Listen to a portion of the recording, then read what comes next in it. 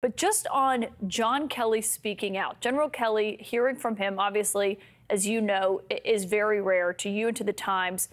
What do you make of what he had to say to you? Well, we talked about the Hitler issue most of all, because I've been very interested in Donald Trump's belief system as it pertains to authoritarian leaders. We've never had a president of the United States, or a major party candidate, I believe, who has expressed such admiration for the leadership style of Adolf Hitler.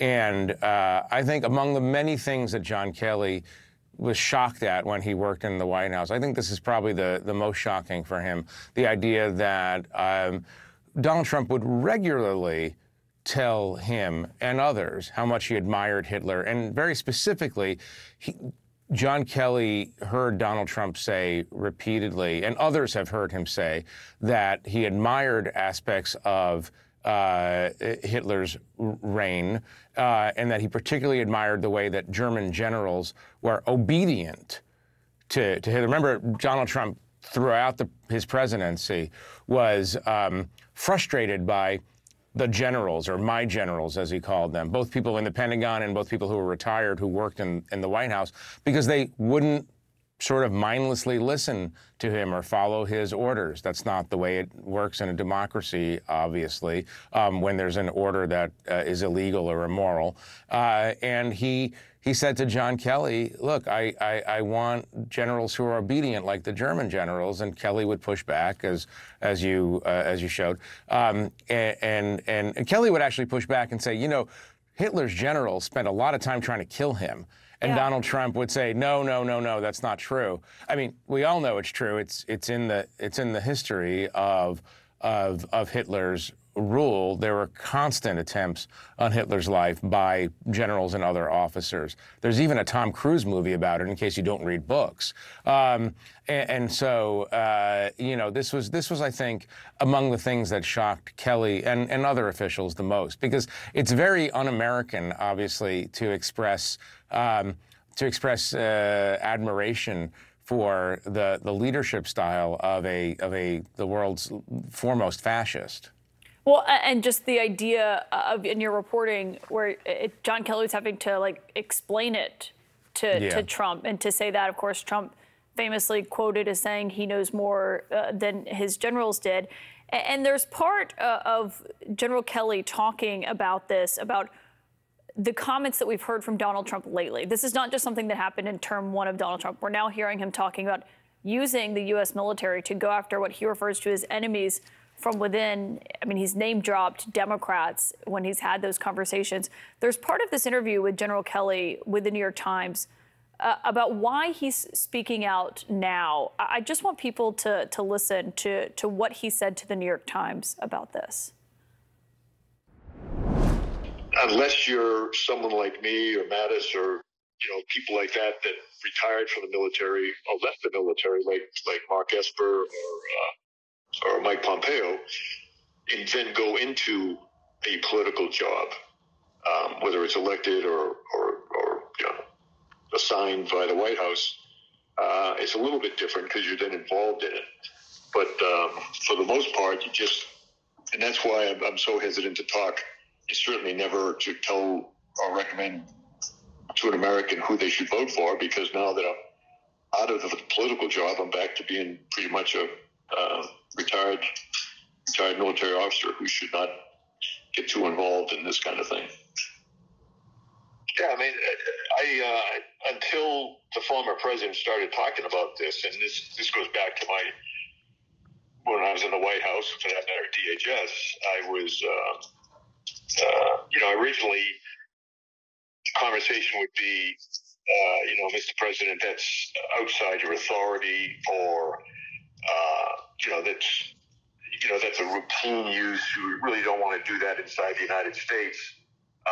But now that he's talking about it as I'm going to do it, is again, it's disturbing. Jeffrey, did that have a role in why John Kelly went on the record with you about the military and Trump's thoughts on how it should work for him? I think John Kelly's been concerned about this for a long time. We're obviously closer to the election. And I think a lot of people in John Kelly's position, there are a lot of generals, who are discussed in my story.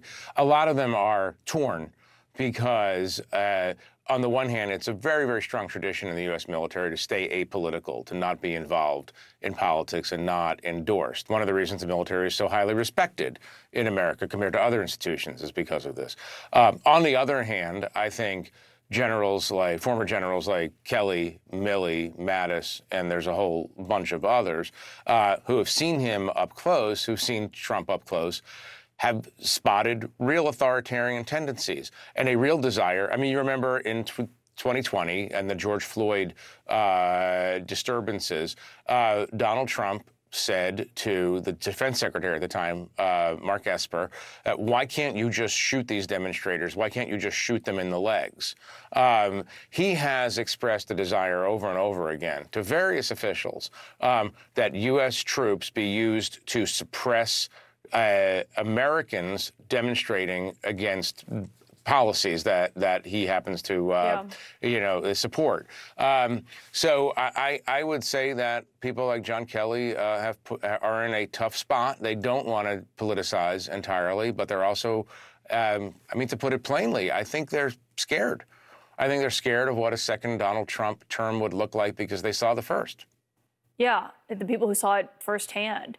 And, the other people who saw it firsthand, and this is the other concern we've heard from some of these people, is they're worried about who would staff a second Trump term. And when the disturbing story that you open up with about Vanessa Guillen and what her family's gone through, I should note Mark Meadows, who was there, that you report was given this order, don't pay it. He claims that's not true. He said in a statement tonight that Trump was nothing but kind, gracious, and wanted to make sure they did right by her family. Kash Patel, who was also there, said, of course, President Trump didn't say that. He ensured that this victim received full military honors. Her sister tweeted at you saying that she felt her sister's death was being exploited. Just given what you heard from your sources, what do you make of those denials? I don't make much of them at all. The sister wasn't in the meeting. The lawyer for the family wasn't in the meeting. Mark Meadows was in the meeting. Kash Patel was in the meeting. A whole bunch of other senior officials were in the meeting. I have sources who are sitting in that meeting. I have contemporaneous notes taken by participants in that meeting that describe exactly what I described in the story.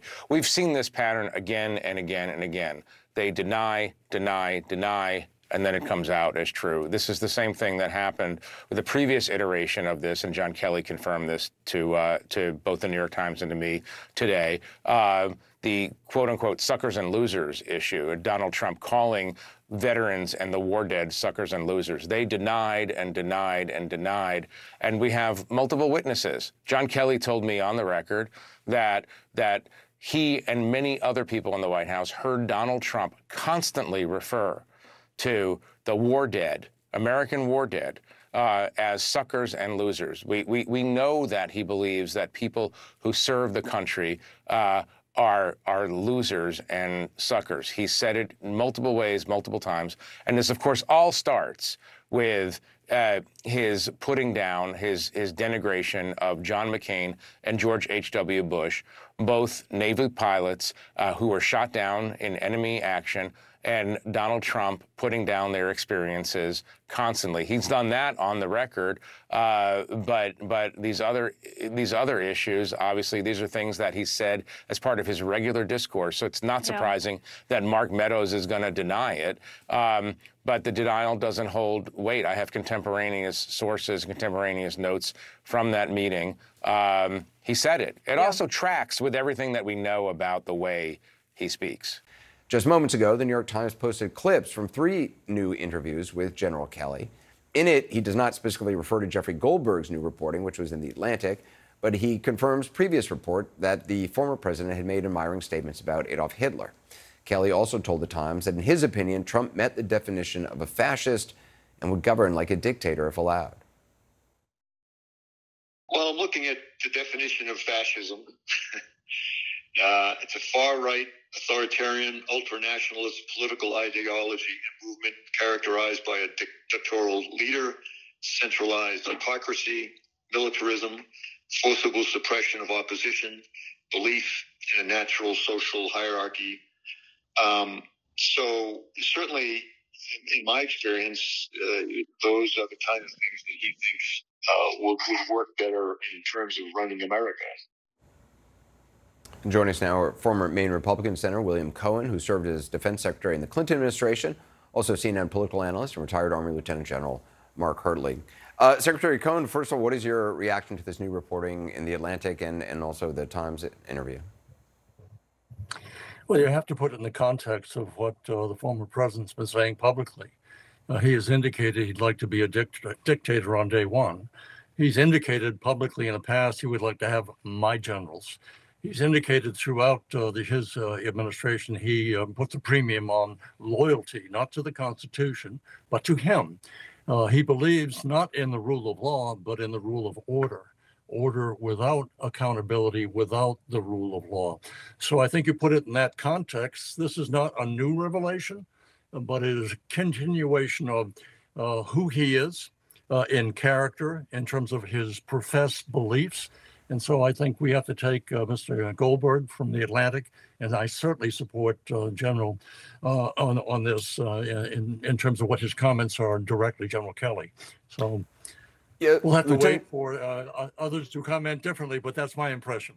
Yeah, Lieutenant General Hertling, I mean, in the Atlantic piece, former president, according to Jeffrey Goldberg's reporting, Trump talked glowingly about the loyalty that Hitler received from his generals, and Kelly confirmed this, reportedly said, I need the kind of generals that Hitler had. Now, Kelly didn't confirm that part. Kelly confirmed that Trump had talked to him about, and that Kelly had talked to him about Hitler's generals.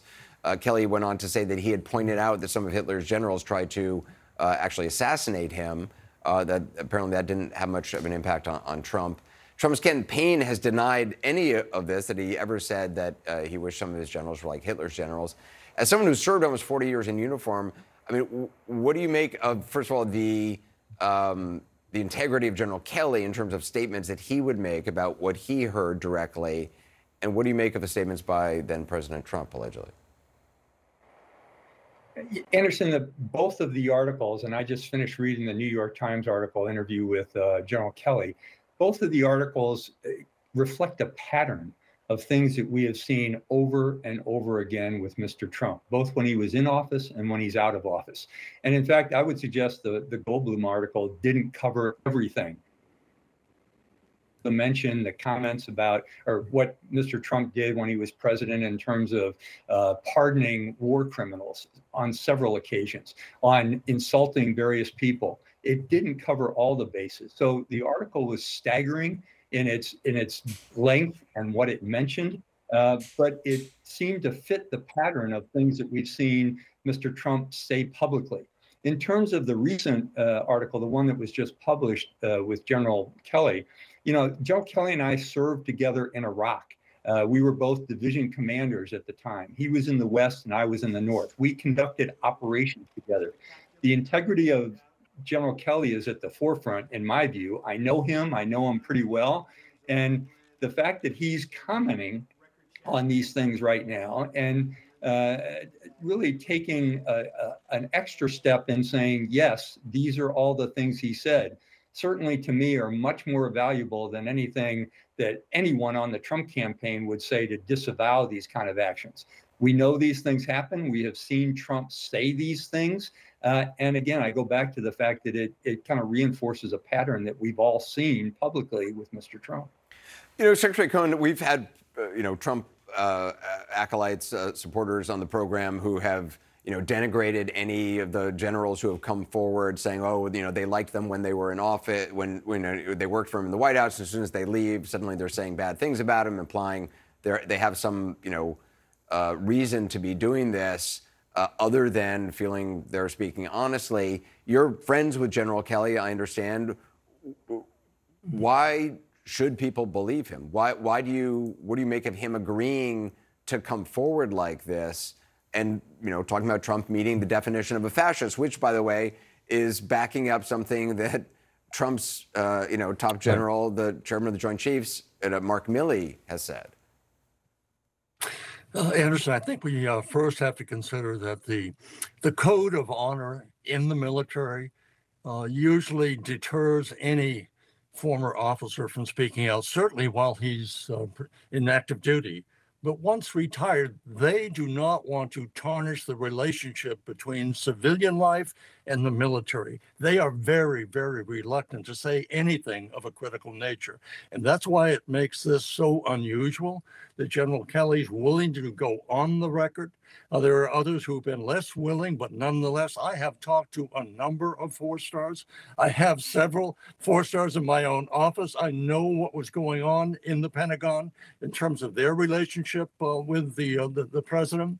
And so for General Kelly to speak out, he's saying, I served with honor. I believe that it's important for me to speak out now at this time when so much is at stake, that we have a person who has indicated that he has authoritarian instincts, passions, and dictatorship friends, that he might, in fact, become president of the United States and occupy that position of commander-in-chief. We really can't afford that. We shouldn't want it. And anyone out there listening ought to listen to the people who have put their lives and limbs on the line, like General Hertling, who served in the Clinton administration. He didn't serve President Clinton. He didn't serve me.